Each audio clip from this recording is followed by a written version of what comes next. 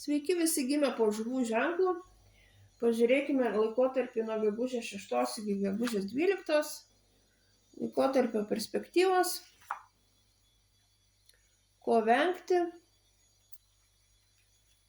Ir patarimas jums.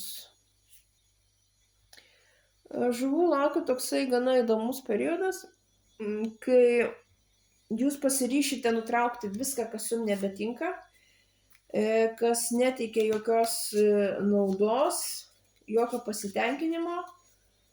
Panašu, kad tiesiog turėsite energijos ir jėgų tam, kad nutraukti kažkokius tai netikusius santykius, išeiti iš darbo,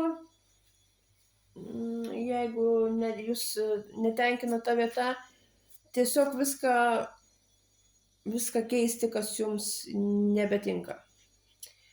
Ko vengti.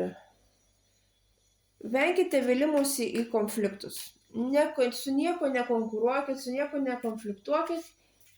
Tiesiog, jeigu yra reikalas, išeikit ir neužsiimkit kažkokiom tai kovom. Ir patarimas jums. Susijimkite, imkite savo likimą į savo rankas. Iš tikrųjų, jūs turit viską, ko jums reikia. Turit pakankamai ir žinių, ir išminties, ir jėgos vidinės, kad viską pasidaryti taip, kaip jūs norit ir kad galėtumėte mėgauti savo gyvenimu.